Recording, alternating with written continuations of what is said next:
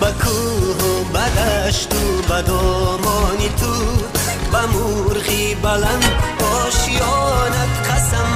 که جان و تنم را فدا